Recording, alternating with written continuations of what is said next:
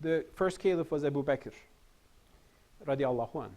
And there were some rebellious tribes against his rule in Medina. These tribes had given allegiance to Prophet, but when he died, they thought they're not loyal to Medina anymore. They're not going to pay taxes, the zakat. They're independent on their own. And Caliph Abu Bakr gave a decision which was disputed by Caliph Omar, the second would-be Caliph Omar, which was about considering these rebellious tribes as traitors to the Islamic State, and he launched war on them to subdue them and bring them back to the state's control.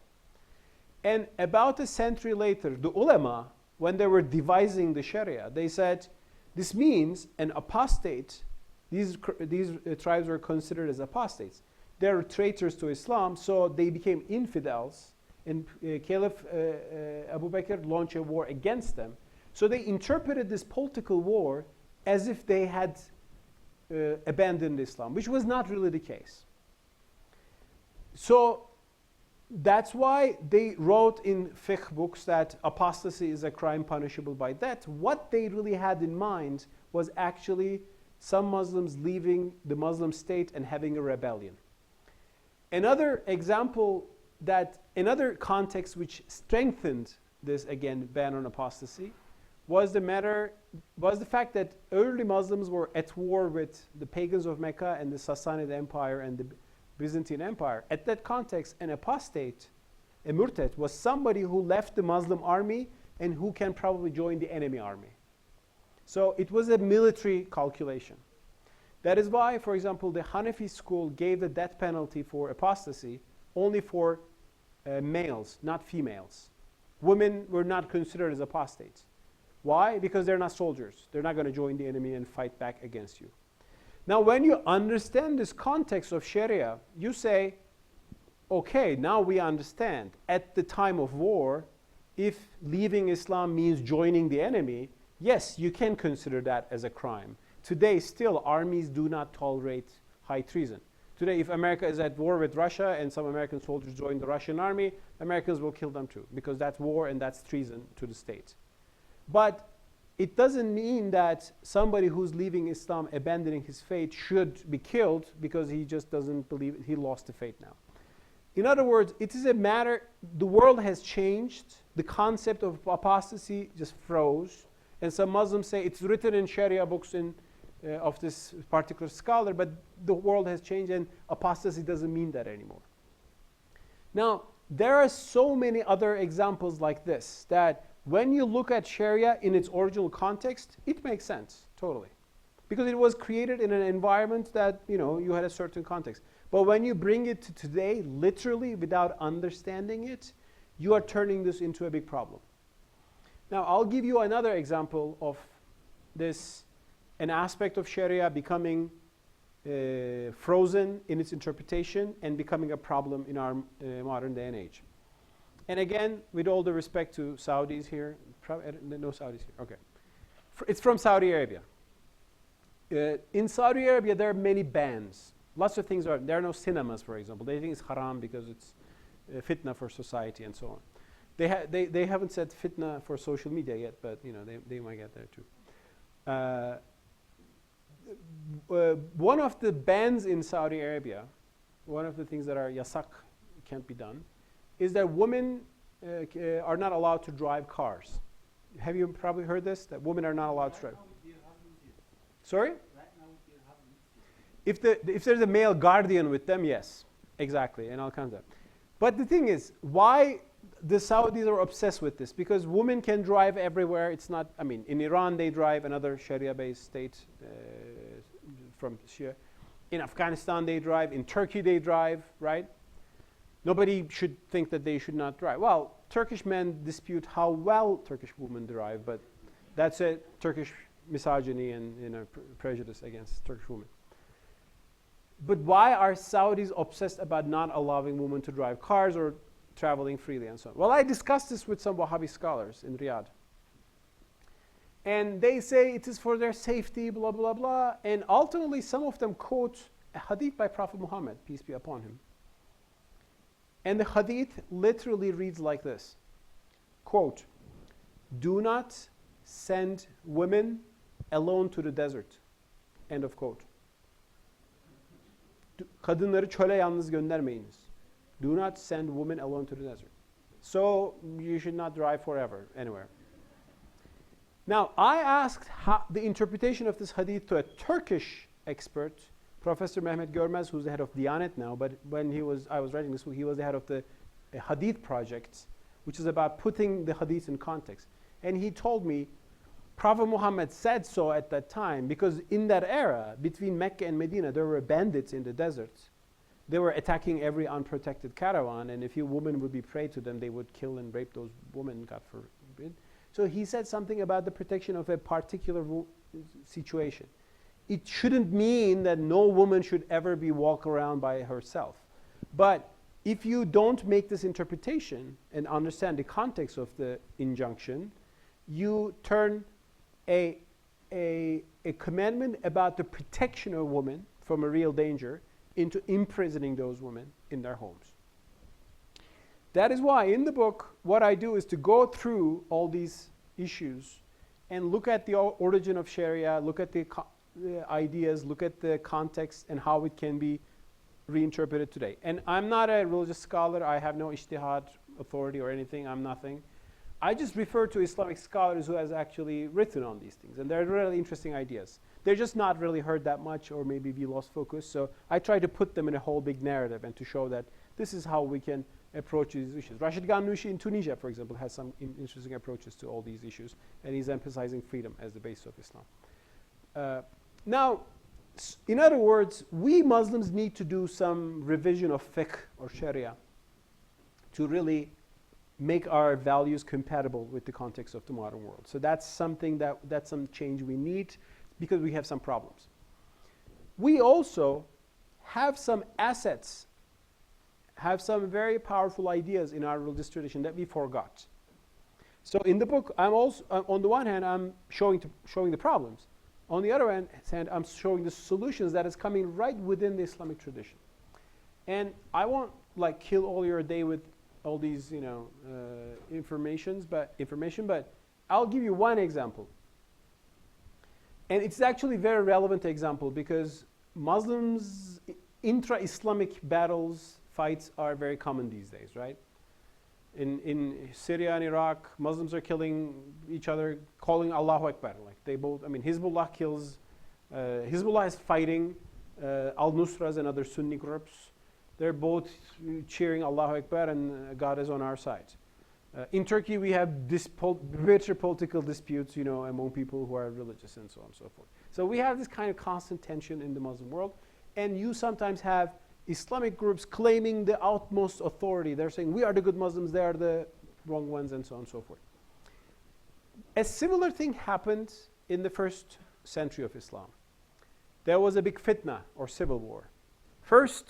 The first aspect of the civil war fitna was between Hazreti Ali, or Ali radiallahu anh, Aisha radiallahu anh, the wife of Prophet Muhammad, and the nephew of Prophet Muhammad. There was a civil war between the two, which is called the Jamal War, which is a tragic story.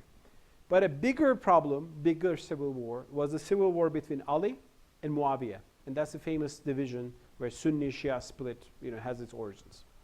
So on the one hand, you had people who said Ali is the rightful caliph, Khalifa, and the others said Muawiyah is the rightful Khalifa.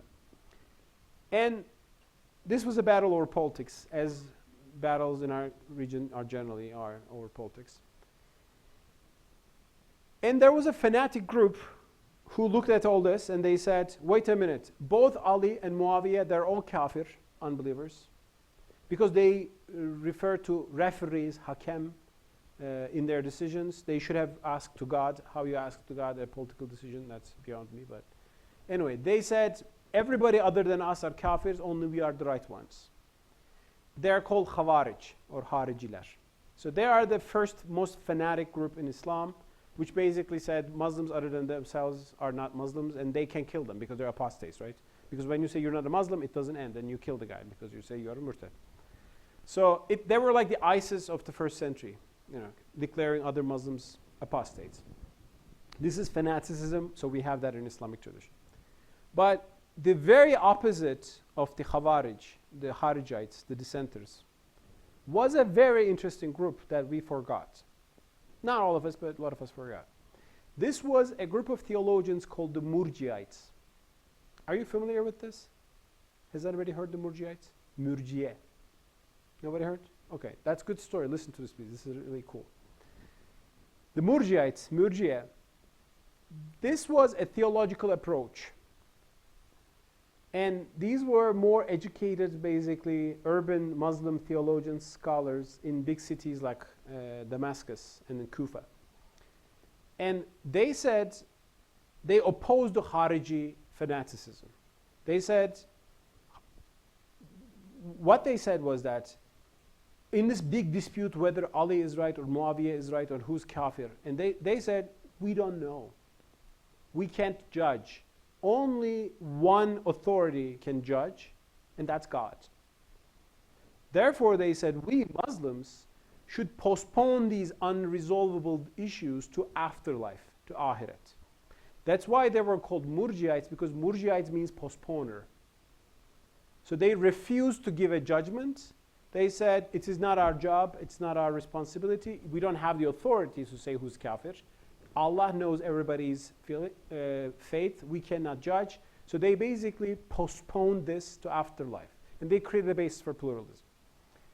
Now, I was really, really very struck to read the exact same argument by John Locke, the founder of British liberalism, in his letter concerning toleration.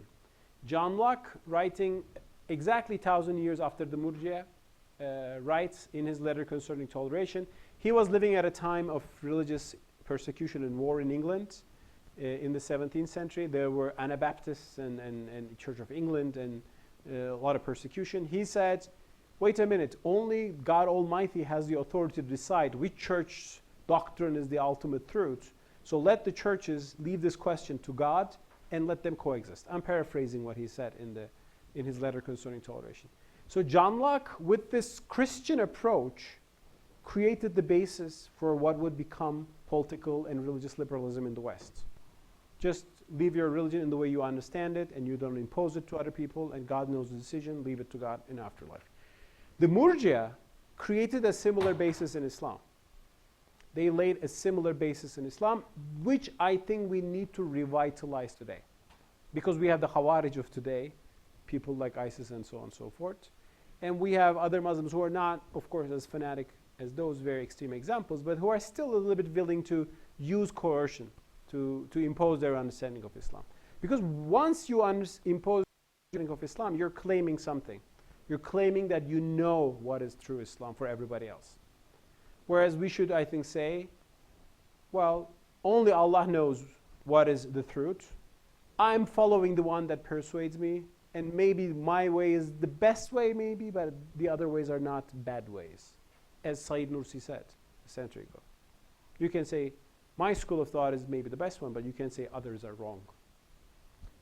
So we need that sort of pluralism. And it's right there in our tradition, in the thoughts of Murji'ah.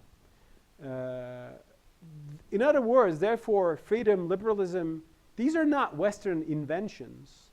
They just became more popular in the West in the past few centuries because West took some lessons from its mistakes. We have the roots of those approaches because authoritarianism is not Islamic too. And when we challenge authoritarianism in the name of Islam, when we have this basis of freedom, I think also we will have a much more healthy understanding of religion, in which people will be religious in the way they understand, in the level that they understand, and we can live in peace and dignity. Thank you so much for your attention. Thank you. And now we have time for questions, answers, and protests. Yes. If you want to say something, please raise your hand. And I just can maybe get a glass of water or a bottle of water. Is it possible? Burada var. Tamam, süper. Teşekkür. Tamam hocam, tamam, süper. Çok teşekkür. Eyvallah. Buyurunuz. So, nobody, yes. And also, please, can you identify yourself, please? Thank you. My name is Amin.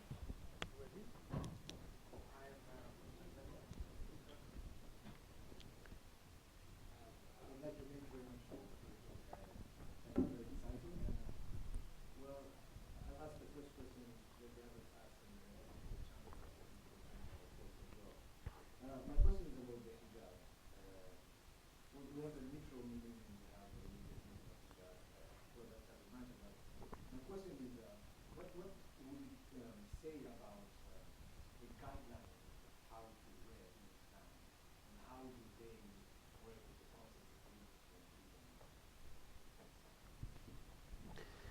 Thank you.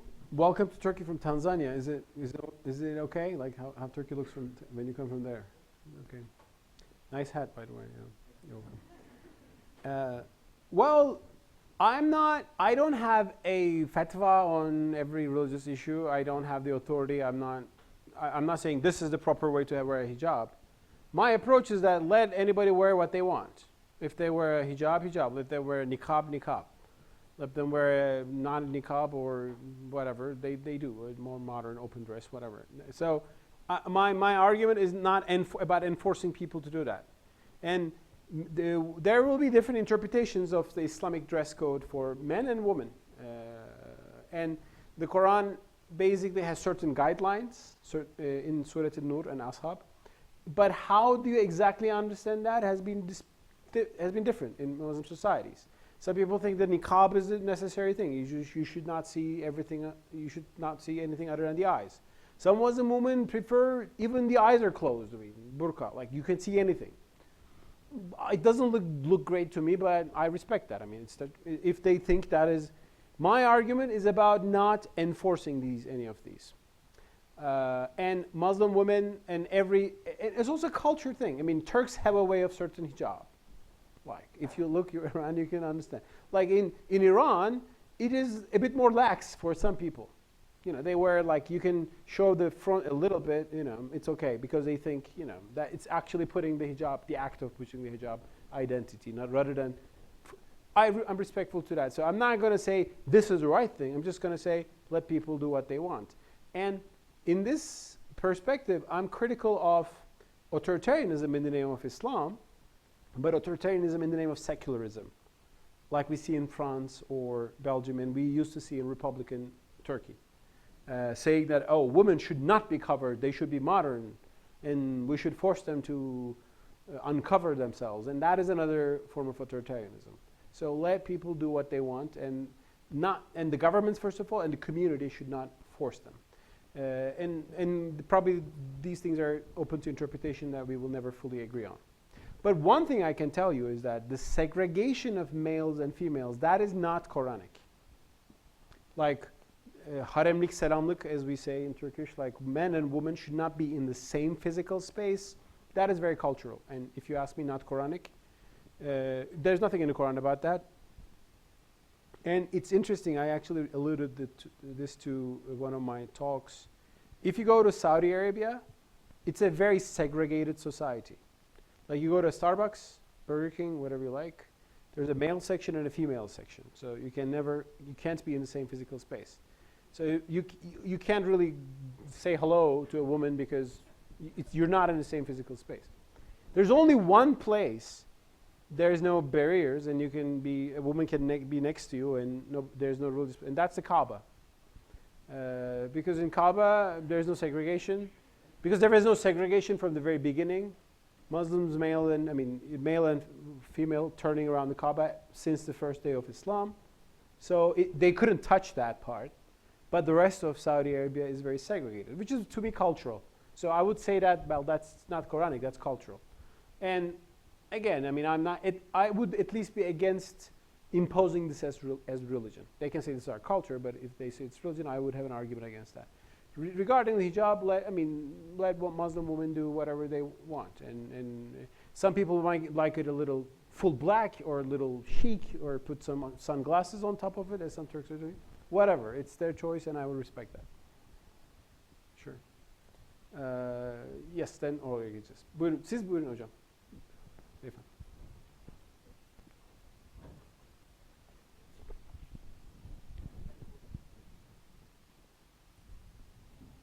Thanks for the talk. It was nice. I would ask, what was the application for head cover or rules for wearing in the era of Prophet in Saudi Arabia? Is it similar to today's Saudi Arabia? And the second question is, you talked about Mustafa, right? Mustafa, who was forcing women to cover themselves. What is their origin for their behavior? I mean, are they trying to women to put the pressure in order not them to sin, or are they,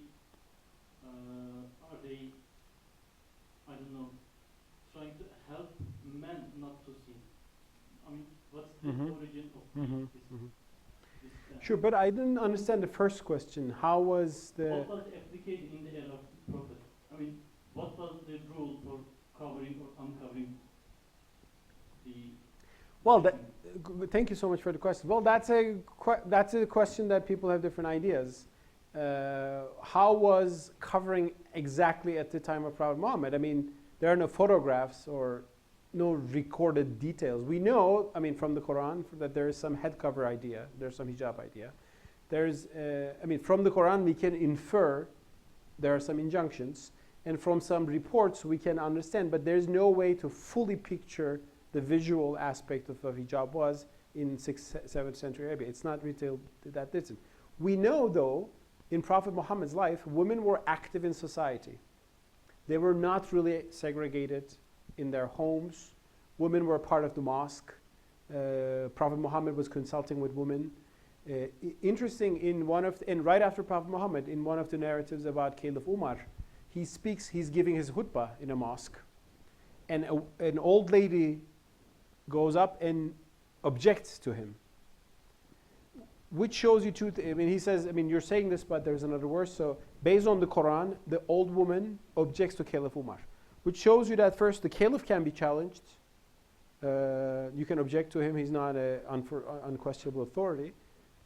Second, the mosque was a place that you had the woman too, who could come up and speak as well. So from those narratives, we understand Prophet Muhammad's life. Of course, there was the idea of modesty, but physical segregation was not the case. Well, so Wahhabis will tell you it was not possible at that time, but for better taqwa we developed this idea. Some people will say that, but that's what but it is also very, when you say what was the reality, then everybody has a narrative of its own. So there are different interpretations of the narratives. But this is what can I say in terms of social life during Prophet Muhammad's time. Women had, of course, hijab and certain covering, but we can't exactly see how the details of that was. Secondly, the women were active in social life. They were not segregated. One verse in the Quran tells Prophet Muhammad's wives to be behind the veil. It says, you're not like other women, so you should be behind a curtain when other men comes. Because Prophet Muhammad's wives were of a different category. They were more open to attack or ridiculing or something. So the verse protected them, and it says you're not like other women. So it was just for them, not for all women should be behind a veil or behind a door or behind a wall as it developed in the Muslim world. So, and I would recommend on this issue books of Islamic feminists, people like Asma Barlas, Fatima Mernissi. They show that the original freedom and almost equality Islam gave to women was degraded by patriarchal Middle Eastern cultures over time. The idea that women should always obey the husband and not ask questions, that's not a Quranic idea. That's a Middle Eastern idea which became Islamic as Muslim scholars sometimes put those ideas into the proper way of behavior. So that's what I can say on that. The other question was, sorry, I forgot the other question. Working. Yes, yes. Are the mutawwas trying to protect men or women? Now, the mutawwa is not just about the headscarf. The mutawwa is about everything. The mutawwa will also force shop owners to close their shops when the prayer time comes. When azan is recited in Saudi Arabia, if you have a shop, you have to close your shop because nobody should be able to come and shop from you because they will be missing the namaz, the salat. In more conservative areas in Saudi Arabia, in the older days, mutawwa would literally force people to go to the mosque to do their prayers. Because that's how they interpret the Quranic injunction of commending the right and forbidding the wrong. Emr bil ma'ruf, nahi anil munkar. And I have a chapter on that in the book titled Freedom to Sin. There I'm questioning how early Muslims interpreted this commending the right and forbidding the wrong. The mutawwa approach has its origins in Sunni Islam, I should say. In Shafi'i Islam too, I mean, you should force people to pray because it's good for them. But I think we need ijtihad on that because it's not directly Quranic. It was how, here's this thing, the Quranic basis is emre bil ma'ruf nahi anil munkar, commending the right, forbidding the wrong. But does it mean that you should force people to their daily prayers and activities? Should you go punish people if they drink alcohol? That's open to, I think, ijtihad. The Quran doesn't give punishment to personal sins. In the Quran, there are 4 punishments for theft, murder, fitna, like civil war, and brigandage, like again, some form of theft, and adultery, and accusation of adultery. But there is no punishment in the Quran for not doing the prayers or for drinking alcohol. The ulama with qiyas brought these things with ijtihad, and the Mutawwa is partly basing on that interpretation with a Salafi bent to it. So I think we need an ijtihad there, but there is some ground in Sunni tradition for what they're doing, I should be honest. Does that make sense? Yeah. And I think also we should understand that humans are more individualistic in the modern world now. In the 10th century, maybe you order the society, everybody prays, and if somebody doesn't, that's a big shocking thing, and you expect that person. Today, world is very diverse, and you can, if you bring that to, you bring more reaction, you bring more hypocrisy to the scene. That's why, because the human nature, human material has changed, as Bediüzzaman said, medenilere galebe ikna iledir. You have to persuade people now. You cannot really force on them. If you do that, it backfires. That's how I approach that issue. Thank you. So, okay, this gentleman, and there are a lot of questions. Yes, sis.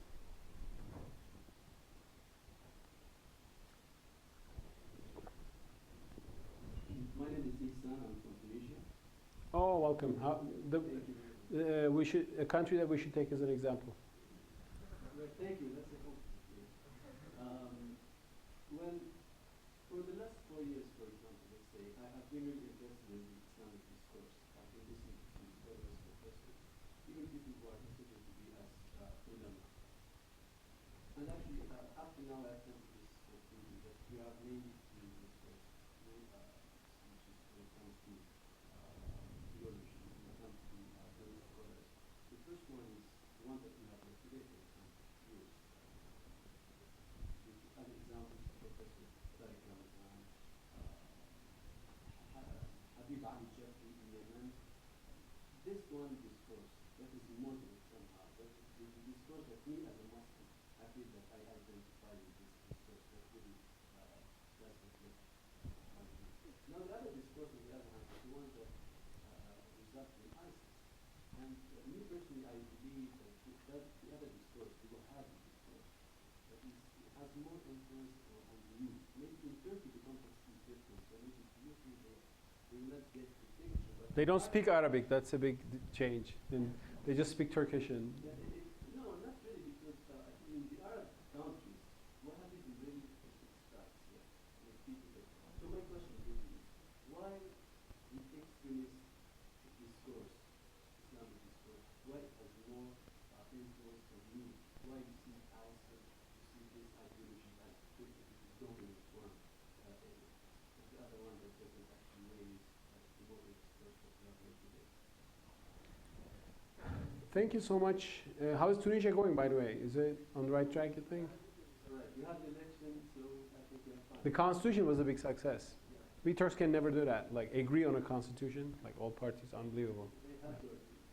Well, yeah, we have to too, but we don't. So we just want 400 MPs on one party so they can impose their constitution. Seriously, I wrote a column saying that Tunisia should be Turkey's model. You know, like there are many differences, of course, but in terms of the political consensus that was accomplished in Tunisia in the past few years, I think it's impressive. Well, why is this Salafi trend powerful? Of course, there are many shades and grades to this. Many Salafis are quietist, as they say, so they're not violent, they're not even political. So there's a big spectrum there. So it's not just the modern, nice-looking, enlightened guys versus I. It's not, of course, it's a much bigger spectrum here. But yes, we do have a problem with groups like ISIS, and we should understand why. I think there are both religious reasons and there are political reasons. Well, one big political reason is that a lot of Muslims are angry at the West for political reasons, maybe right reasons, most of the time right reasons. Western colonialism, Israel, US wars, drones, this Western domination on the Muslim world. And the Salafi jihadi discourse just gives you this perfect way to challenge and defy that. It gives you amazing power. You say they're all kafirs and I'm going to wage jihad and I'll win it because jihad always wins, but the mujahideen, who are they? Like, it just elevates you to a very high position of just trashing out everything that is Western and defeating that. So it's not an accident that in the Islamic world, jihadi Salafi kind of movements emerged when the Muslim world was under threat. First, actually, during the Mongol, Ibn Taymiyyah is sometimes mentioned as the forerunners of jihadi Salafism. He was a reaction to the Mongol catastrophe, the Mongol invasion. Crusades was another thing in the Middle Era. And then in the modern world today, jihad movements emerged when Muslim world was occupied and colonized as a reaction to that. And of course, the current form of jihadism under ISIS is very, very, very fanatic compared to all other movements. I mean, it's not like Hamas, it's not like Hezbollah, it's a way beyond, it's something in a whole different level, very dangerous and fanatic. But there is a political context to it. And in Europe, the Muslims who go and join ISIS, they are also very resentful to the European societies in they're living in because of political and social reasons. Then it presents them this chivalry, if you will. Like, you join ISIS, you become, you're nobody in London washing dishes in a bar or something, you're an immigrant, then you become the biggest mujahid who's promised in the hadith of Prophet Muhammad, the glorious Islamic army. It's very elevating in that sense. So that's, I think, one thing. The other thing is that what we do have these doctrinal problems. Salafism, I mean, what people like me are saying is that we should preserve the Sunni tradition but reform it and actually advance. We should be more progressive within that. What they're doing is that they want to take the Sunni tradition even back to the most rigid, interpretations of Imam Hanbal in the very early era. This is a battle of ideas, and we should fight this idea. And it's a big problem.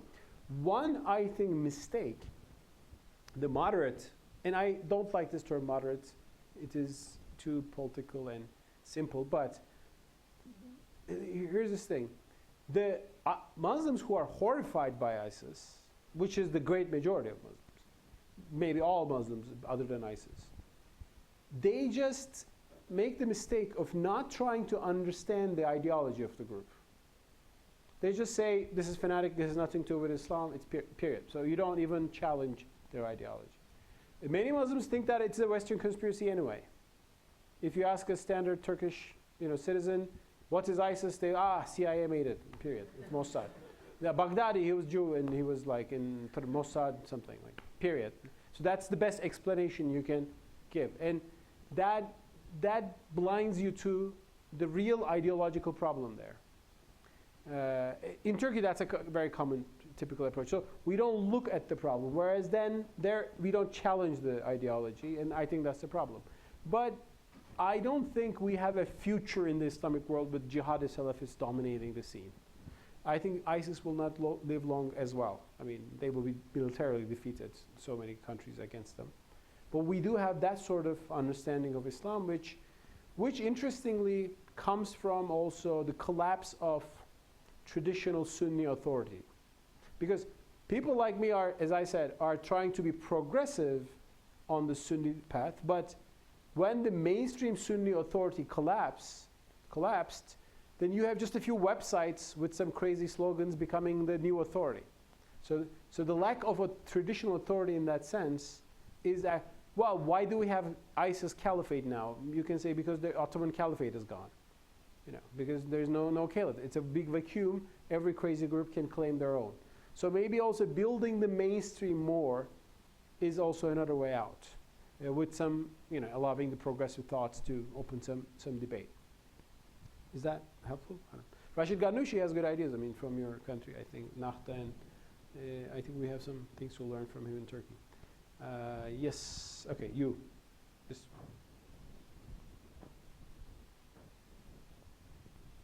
Hello, I am Jamil Ahmed from India. Nice to meet you. Thank you very much for the talk. Recently, I have been watching your TED talk, and you have mentioned many discussions on religious tolerance and Islamic liberty. So, and you have mentioned some issues now also. Some recent issues which moderate and dictate the Islamic religion. So, do you think that Islam needs a reformation? Thank you. Thanks for watching my talks, and for your thoughts. Reformation is a very loaded term. On the one hand, yes. On the one hand, no. No, in the sense that we don't need a reformation like the Catholic, like the Protestant Reformation in Europe. Because in Europe, in the 15th, 16th century, the problem was that there was a Catholic Church which dominated Christianity. It was this allowing in different thoughts. The priesthood had a huge hierarchy on everything. We don't have a problem like that. We actually have a problem with lack of authority. So there's no central Catholic Church in the Sunni world that we have to reform anything against. Actually, there's nothing central. It's all super diverse, and so we don't need the Martin Luther kind of change. But we need a big reinterpretation, and a big tajdeed, a renewal. You can call it reform in English with a small r, but what we need is, we need a reform in the way we understand what apostasy is. We need ijtihad and renewal, and we need to read the Quran and the Sunnah in the light of the modern age in the context. So in that sense, we need a big change. Because if you just say go to all the namaz hocası and everything, it's a whole different universe. You have to re-understand it in the light of the modern age by understanding. We need that intellectual effort. So not reform as Martin Luther thing with a big R. And when you say this, Muslims say, is there a problem with Islam? What are you talking about? Well, what do you mean, is there a problem with Islam? There's no problem with the Quran, of course, I'm a Muslim. There's no problem with the Sunnah, but Islam is the Quran, Sunnah, and a whole big literature of thousands of years of literature and tradition. Now, I have a problem with an interpretation of a Imam which made in the 10th century, yes. Or it was right for that time, but it doesn't make sense today. One example, if you read a classical ilmi hal book, like a jurisprudence daily life, it will tell you a lot of things about the cleanness of the water. If one drop of something falls into the water, is this clean or not? Like, there are pages of discussion. Well, you can take it to a laboratory today and take a test, and it's clean or not. You can check the bacteria. Of course, they wouldn't be able to write that in the 5th century. They could just look how the water is clean or not by a lot of things. I mean, or if you look at the medicine treatments in the classical ilmi hal books, you're in big trouble. But we have modern medicine today, so we have to re-understand. So this big change in context needs that. Or if you read Mawardi, his book about the Islamic governance, he's speaking of the Sultan and the Sharia around it. Well, we have republics today, and we have something called democracy. Should we say this is kufr, as the Wahhabi Salafis would say? No, because Sultanate was not Islamic either. Muslims found it and they accepted it because it was the medieval norm. In that sense, yes and no. It's not the Martin Luther reform, but we need a big change, I think, renewal, tajdeed, in our understanding of our jurisprudence and theology too. Okay, well let's go to that guy, then I'll come to you, and then we'll go there. Gentleman with the beard, yes. This beard thing has become very fashionable. I should think about Thanks for your compliment. I'm Irfan, I'm Turkish. I didn't watch your TED Talks. That's great. You're never late to do that. As a confess. Anyway, I want to ask about what you think about jihad. Is there any evolution or some advanced changes? For example, instead of killing non-Muslim people, hacking websites. So you think jihad is what, evolving? I think so. What's your opinion? Okay, because it's a big question. Again, I would check chapter 3 in my book on that, but I would give you a brief count here. What does jihad mean? Jihad means struggle, and it can be any kind of struggle, spiritual, intellectual, so on and so forth. But in Islam, traditionally, it meant military struggle. When you say, I'm declaring jihad, it means you're engaging in a military effort. But there is one big detail that, there are two important details that should be underlined. One is that in classical Islam, Islamic states declared jihad and fought wars of conquest. The Ottoman Empire went to Vienna saying it's jihad. But in the conquered areas, people were not forcibly converted into Islam. So Islam became an empire, but jihad did not mean making everybody forcibly Muslim. Like that's why Bulgarians, Serbs, Armenians remained as who they were in the areas conquered by jihad. So jihad was building for a big empire, and even that was disputed. But because when you say holy war, sometimes people think you take a land and you make everybody Muslim, and that was the case sometimes in Christian conquests in Spain. Islam didn't do that, and that's a, I think, plus to add. Because there was the idea of people of the book that you should allow them to practice their religion. The other thing is that, and that's the, I think, big thing, jihad always in classical Islam meant a war between armies. It never meant attacking civilian populations. There are hadiths about jihad, there are Prophet's sayings, there are some sayings by Caliph Umar. It says, fight in the name of Allah, but do not attack the women, the elderly, the children. Do not attack monks and religious people. Don't cut trees. So there are certain rules of war, which means that you fight with the enemy, who's the soldier, but you don't attack non-combatants, civilians. This was the Islamic norm for centuries. In the 80s, Al-Qaeda said, that's time is gone, we need a different kind of jihad. We need to kill everybody, civilians too. Why? Because they said they're killing our civilians too. America's bombing and civilians die, we can kill their civilians too. They also said in the Western world today, these citizens are paying taxes, they're voting for their governments, they're responsible for their government's crimes. So they said you can attack America and kill every American you find, women, children, it doesn't matter. So that's a deviation from the classical norm of jihad. And that's why when we call Al-Qaeda jihadists or ISIS jihadists, I say so-called jihadists because they claim jihad, but they're actually violating some classical rules of jihad. Now, ISIS is even violating some of the rules that Al-Qaeda accepts, so that's why ISIS is too fanatic even for Al-Qaeda. Al-Qaeda condemned ISIS for killing the aid workers, for example. Now, Americans consider Al-Qaeda the moderate Islam, and ISIS the radical Islam. Really? Some of them. And so ISIS is the craziest of the craziest. Well, is hacking a website jihad? Is that what you mean? Is this happening in Turkey? The thing is, in countries like Turkey, I think the concept of jihad has been demilitarized for a long time. So when you say, let's do jihad, it doesn't mean, let's have swords or have AK-47s. It can for some people who go and join ISIS in Syria, but that's very marginal. But Turkey's Islamists turned the concept of jihad like working for your party and waving the flag of Refah Partisi or AKP or this and that sort of political activism. And, well, is it horrible? Well, yes, you can do that. I mean, it's not a crime. But the problem there is to use a religious concept like jihad for the advantage and interests of a certain political group. Because if you say jihad is to vote for this party, what about other parties? Are they infidels you're waging jihad against them? Are they from the potato religion, as one of our religious leaders said in the 90s? I don't know what that means. So there's a problem there to say I'm waging jihad in a modern democracy and that is about my... I would be fine by saying I'm waging jihad and I'm writing this beautiful book about Islam and which will enlighten the world. That's great. I'm waging jihad and I'm like, I have this intellectual or moral or spiritual effort, whatever. That's all fine. So I think we should maybe approach it that way.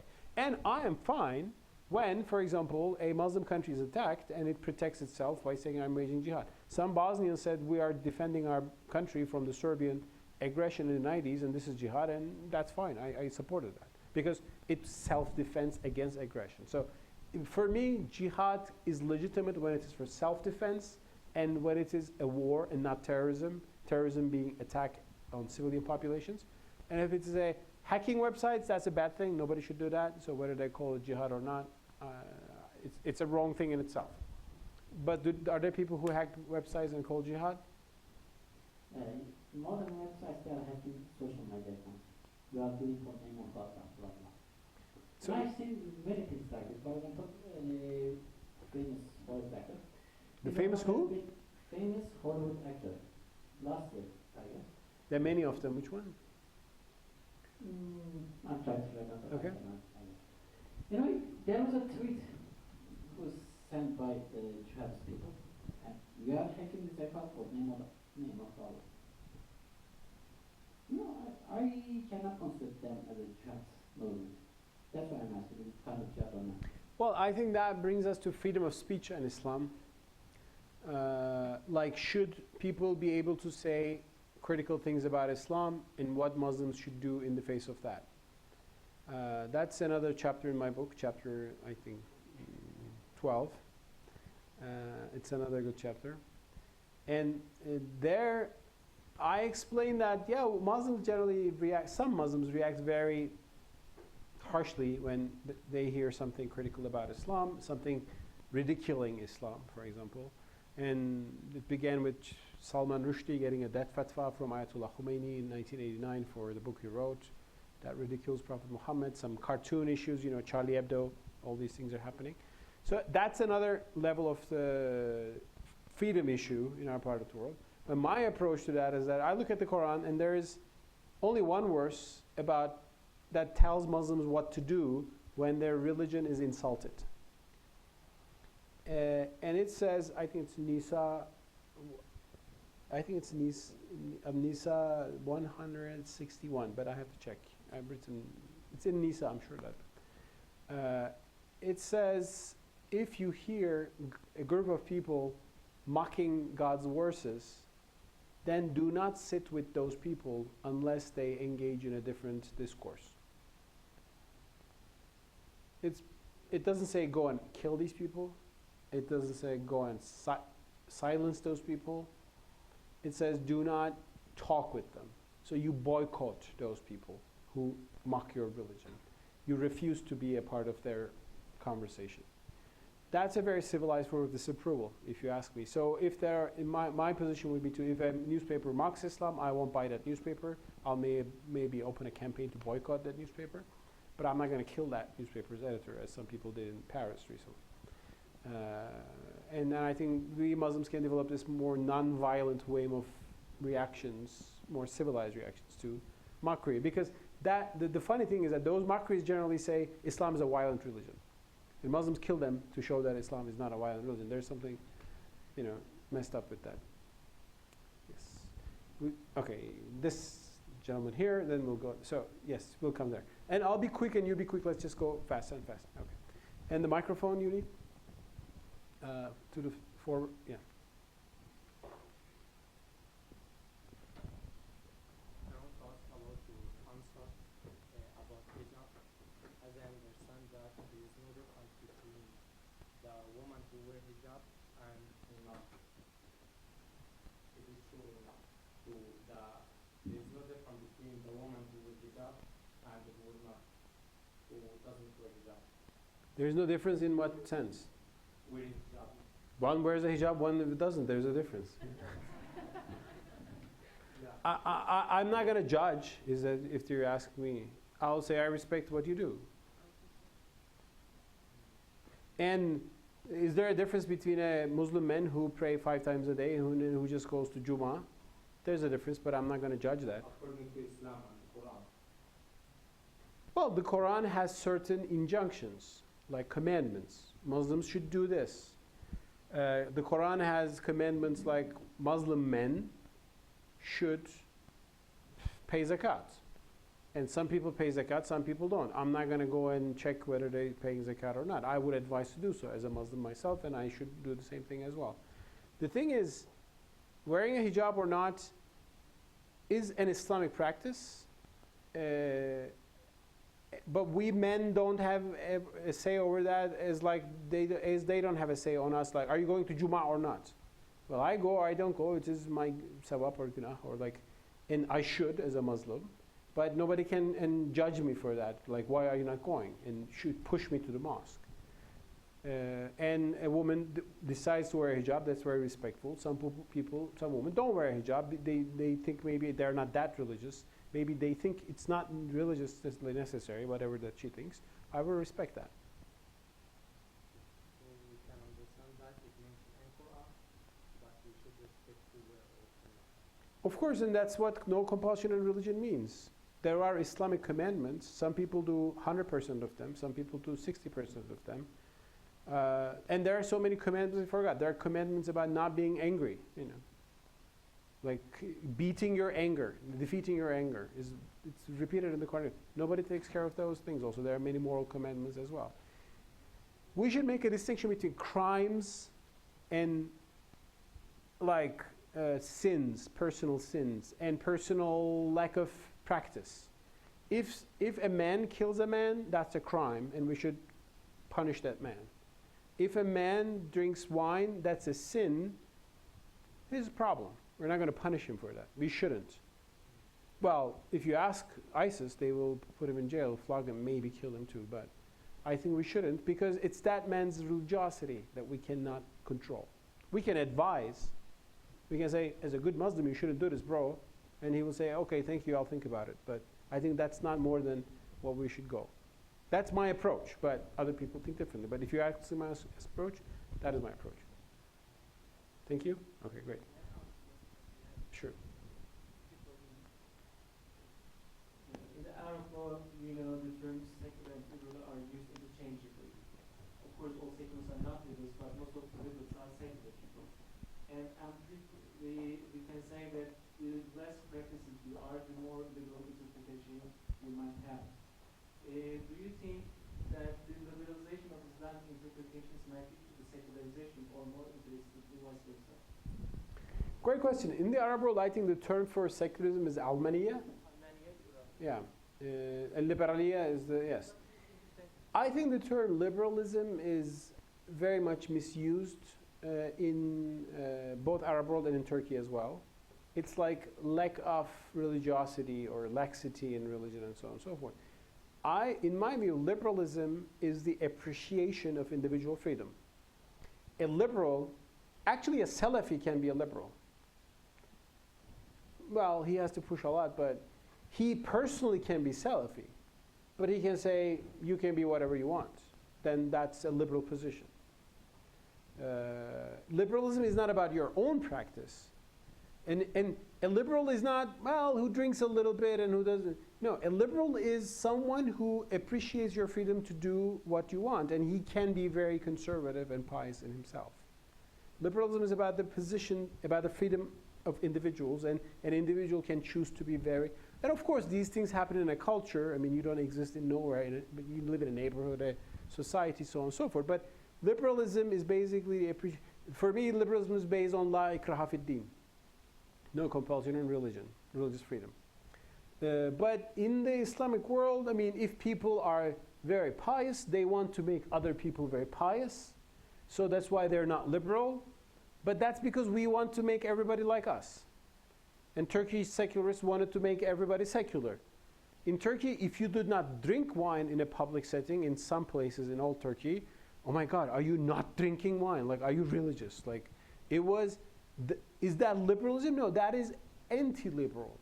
That is imposing something. And a liberal would fully respect a niqab, because that's a choice. So liberalism is not about your own practice. Liberalism is what you bring as a social setting to other people.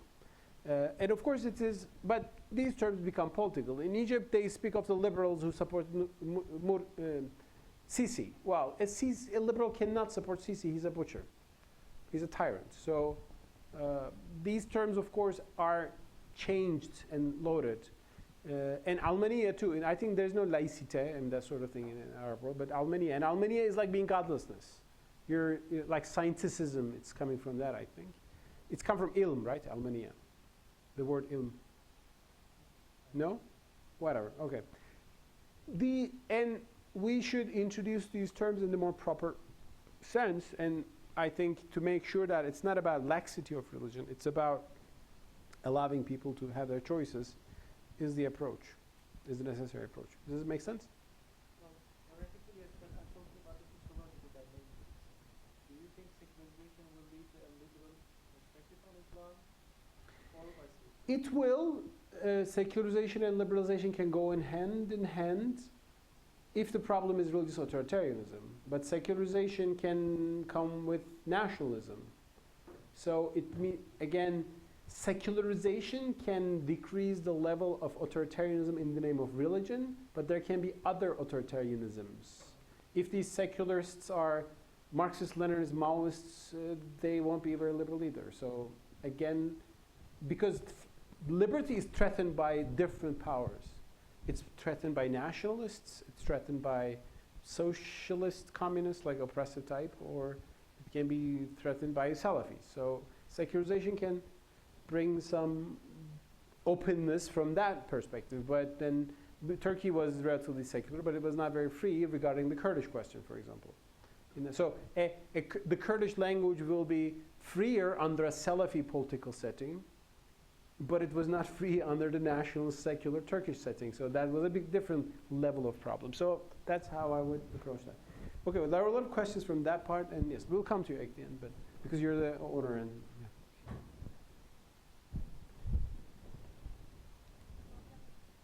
Thanks so much.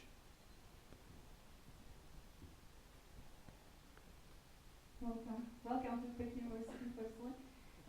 Thanks so my- much. You're from Turkey? Yes. Great. My question is, you said that time is changing, we're changing, society is changing actually, but do you think we should adapt Islam to our time, or we should adapt our time to Islam? That's a good question, but I think it's a troubling question, and it's a tricky question. Because the Islam we have at hand is already adapted to its time. Because when we say, should we adopt Islam, imagine okay, here's a good example to you. I said this water purity example, the purity of water, the discussion of that in Mihai. So here's a question to you. Should we adopt to laboratories to find out the cleanliness of the water, or should we make all laboratories accept the ilmihal way of understanding whether the water is pure or not?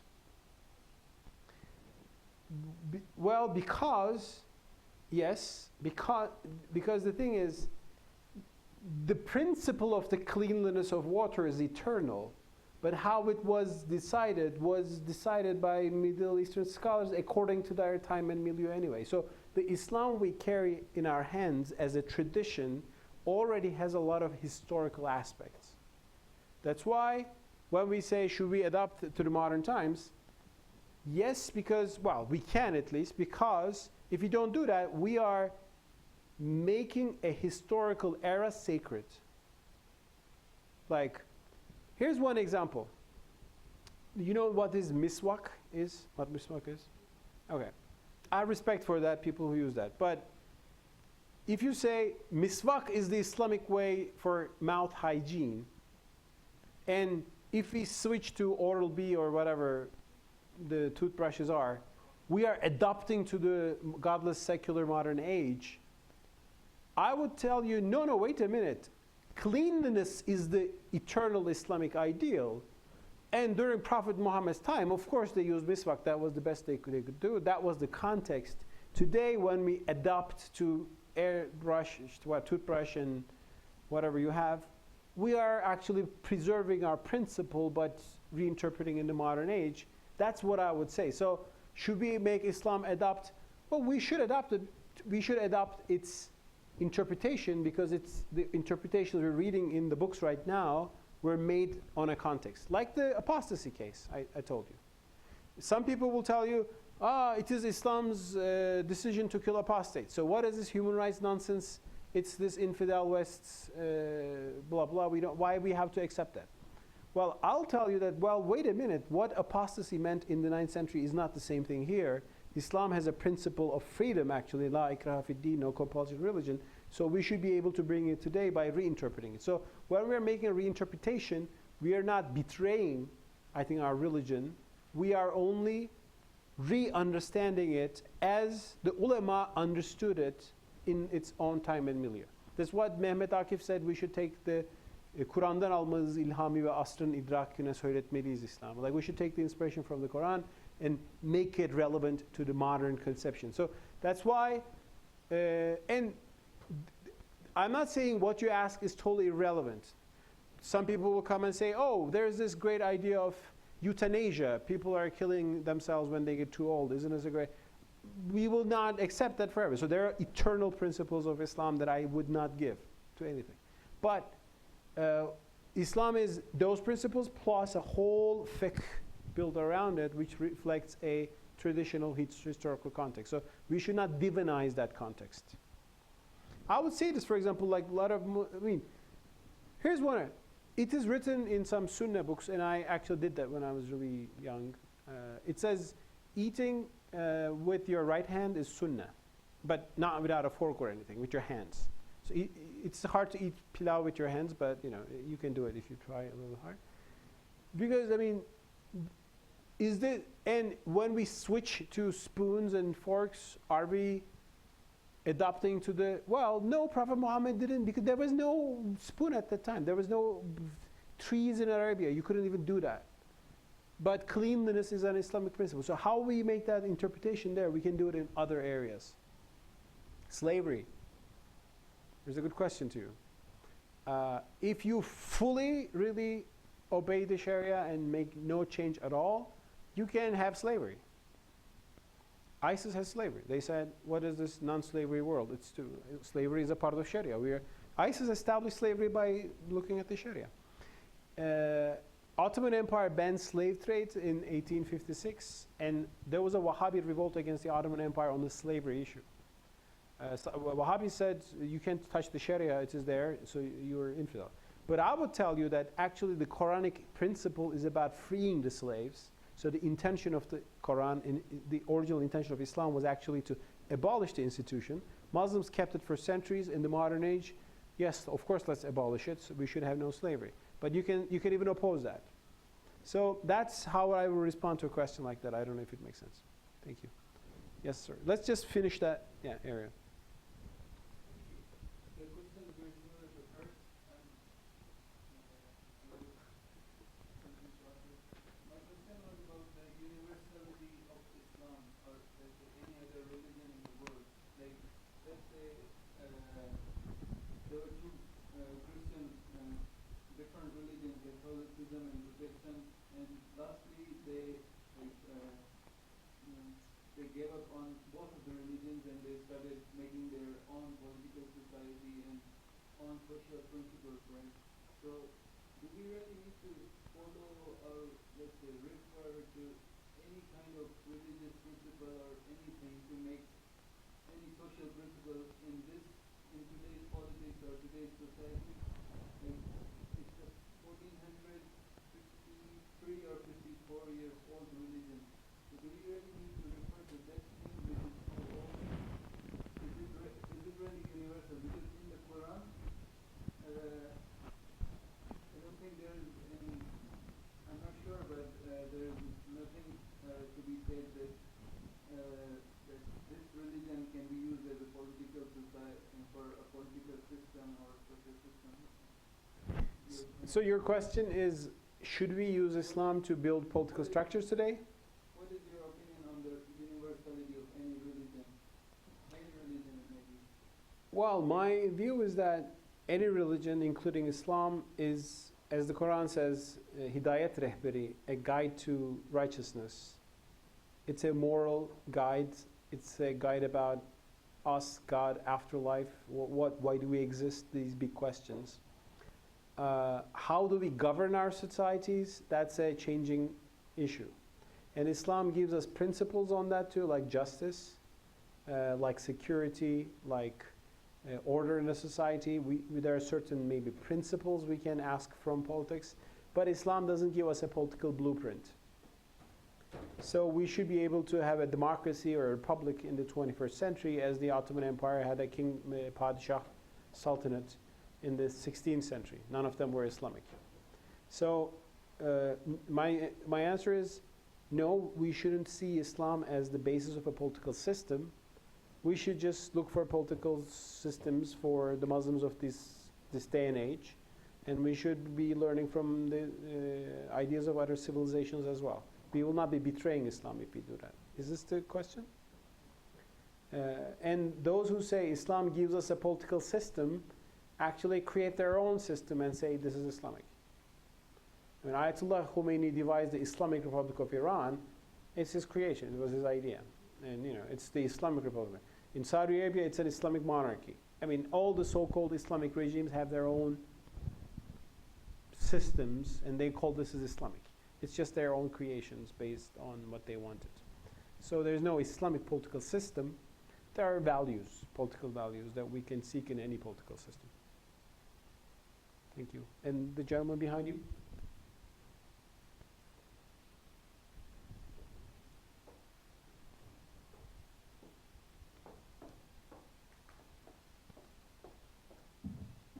My name is Melvin Kamara. I'm from Liberia, or people say Liberia in Turkey. Yes. So my questions have to do with how can we explain, the relationship between responsibility and freedom? Because when you were mentioning freedom in a Western, concept, it's like you said, as I quote, appreciation of individuals' own, I don't know, what does she or he likes to do, right? So, for example, if somebody is drinking alcohol and you come and say, "Oh, join me," if you say no, he doesn't want to drink, you say, "Oh, you're not like this," right? So that's not actually freedom, right? So, in this context, as it relates to women, for example, in Islam, it's giving rules and some responsibility. Like if you follow them, you might be free maybe in a hereafter. So you might not go to Jahannam and something like that. So, in this way, freedom, in my understanding, I think is that if you follow what the Islam tells you to do, you might be free from here, not today, but from here afterward. You might not be sinful, you might not get sin and something. So, in this context, how can we define freedom and responsibility? Because if you follow the rules given in Islam, that maybe how the woman dress, you should dress and just accept your face and convey him. That is given like that in Islam. So how can you compare them? Freedom and responsibility. That's my question. Well, you need freedom actually to be responsible in the first place. If you have the freedom to choose, then you can choose to be responsible or irresponsible. And only that is real responsibility. If you don't have a chance to choose, there's no responsibility. You're just compelled to do something. Like, imagine fasting in Ramadan. Here's this thing. This is a very common, people tell me, but Islam has so many farz. You have to do them. And I'm saying, yes, of course. The question is, are you going to do those farz, those ibadah, those practices with your own choice to do them? Or is somebody going to check you? Is somebody going to impose you? Is somebody going to judge you? So you need freedom to be responsible. And of course, the fact that the punishment is in afterlife means that nobody can judge you. Nobody can punish you for that. Only God can punish you for your sins or your rebellings or reward you, and that's an afterlife. So the whole life becomes a test, and in this test, you have to be free to be responsible. Is that what you're asking? No. So, here's one thing. Actually, the freer a society, the more you have a chance to raise individuals who are actually responsible. Don't get me wrong, but I'll give you an example. It's a joke sometimes in university or high school teachers in Turkey. They say, in Turkey, if you leave the classroom, students will take kopya from each other, like their old thing, because nobody's checking them, right? But sometimes in the West, you leave the classroom, of course they don't look at each other, because that's so irresponsible. I mean, you should be honest, person with integrity. You should do that. I mean, there is more freedom, but there is more willingness to keep with this principle. And to nurture that principle, you need values, you need religion, you need actually a lot of work. But if you try to nurture if you don't look at the principles, but if you have somebody to check everybody, when you look the other way around, things will go in its own way. So actually, oppressed societies are not more principled. Quite the contrary. Oppressed principled societies become less principled because you obey the principle because somebody is forcing you, rather than internalizing that principle. So that is the kind of shift we need in the Islamic civilization. We have the ground. Sufism gives us the ground to nurture an individual with certain values. But this kind of political Islamism, which wants to have a regime and make you this and that, that is actually another form of authoritarianism, which doesn't bring us anything. At the back, gentlemen.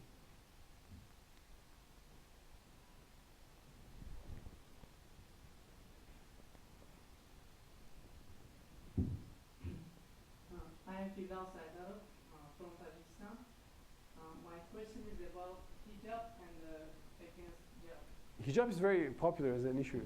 Yeah, but for example, when everyone is criticizing hijab, why not criticizing mini shirts which affect the men, for example, or do something that worse than hijab, let's say? My question is this. Well, I'm not criticizing hijab. Like, I don't know who criticizes I'm that. not telling someone is criticizing here, or generally in media or those things. Well, here, one thing. I'm in favor of allowing women to wear what they want. Every society has certain sensitivities. In no society you can walk naked around. There will be rules against that and regulations. And you don't even have to legislate that. In every society, women understand where they can wear what, and maybe it's a little bit too much somewhere. They decide on those things, and it's a little bit too much, whatever. The society regulates these things in its own ways. You don't need to legislate these things. But one thing, we always obsess about how we men will be aroused if women wear. Like, it's always women has to keep us in mind and has to regulate their lives according to us. We never look at the other issue of the Quran telling us not to look at women in a very aggressive way. The first commandment in the Quran about male-female relationship is that tell men to lower their gazes, not to look at women if you're going to eat them. And that is such a big common problem in whole Middle East. Like, men looking at these women like in these very aggressive ways. Nobody speaks about that verse. Everybody's obsessed about the verse on the hijab, which is of course important. But educating and taming the men of our societies, I think, is a bigger issue than regulating the dress code of women. Let women have their dress code, as we can have our dress code. There are dress code regulations on men as well. But also there is this kind of behavior regulations, but we don't look at that much. I think we have a problem with a lot of male domination, misogyny, machismo in our societies. And it's not an Islamic problem, it's a universal problem. In India, it's bigger than maybe all of the Muslim countries. So that's the angle that I would bring to the discussion. In terms of women, well, they wear what they want. If you see a woman wearing something not very modest from your perspective, well, the Quran tells you not to look at that. That's not a big deal. I ask it because, for example, in some countries, let's say there is no Muslim, and a Muslim woman went there with a hijab, everyone is staring at her, or even the women's, men's, everyone, let's say.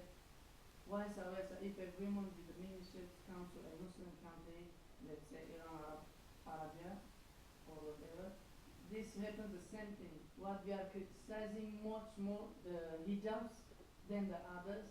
That was the only thing I want. Like saying something else, we are not against. I see. You mean like conservative Muslim women in the West wearing hijab or niqab being stared at in the West? Is that what you mean?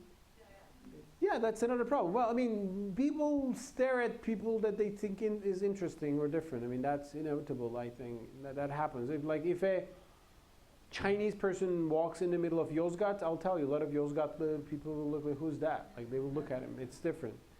But we have to nurture that like culture of respect that you should not stare at people. It's kind of disturbing. And I don't think we are better on that regard than the West, I should say. The more you pluralize these societies, the more you will have.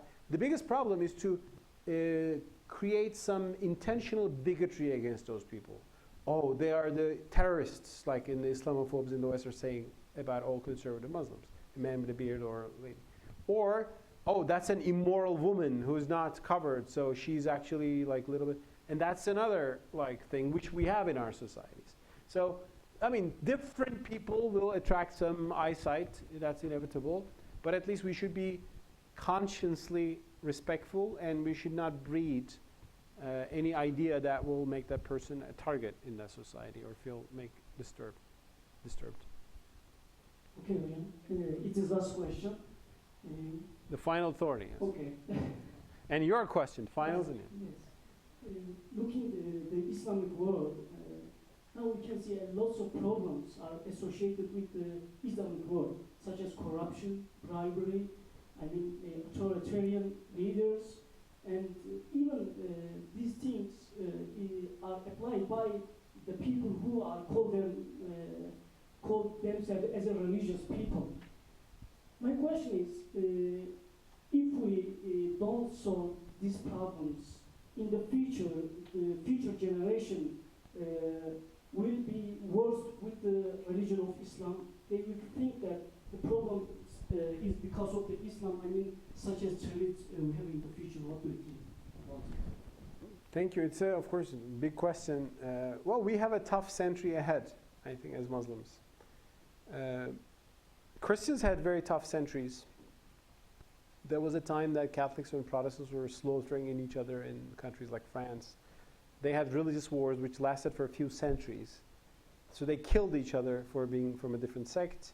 Then they started killing each other for being from a different nation. Then they had a World War I, then they had World War II. And only after that, some Europeans said, let's find a way that we will not kill each other and we will respect each other's diversity and difference. And that's how the EU idea and EU values and all that came out. And it was relatively better in Anglo-Saxon world, but for historical reasons. So, human history is a very, very nasty scene. And unfortunately, we Muslims are not necessarily always better. And in this particular, I think, era, in the late 20th, early 21st century, we are going through the darkest era of maybe our whole 14th century civilization. One thing that makes our life difficult is that we need to change and reinterpret our faith. We need to struggle with our tradition. And as the West did to some extent, I'm not saying the interreligious aggressive enlightenment, but in a more, let's say, religion-friendly enlightenment we need, I think. But the West did it without the threat of another civilization. We are here, we need to do that, but then there's the West which is threatening us and which is forcing us for this change. And we're saying, no, we won't change because you want this for us. So it's become this constant battle. And so the West's hegemony over us, cultural, political, makes things more difficult and sometimes makes it difficult. One thing I always face from fellow Muslim audiences is that when I say we need to change this and that, we need to rethink women's rights, somebody will say, oh no, it's the Westerners who are, the kafirs, the imperialists who are wanting this from that. He doesn't know that the person who says that doesn't recognize that he has taken the West as his guide, but in reverse. Whatever the West says, we should do the opposite. It is exactly the same as saying whatever the West says, we should do it.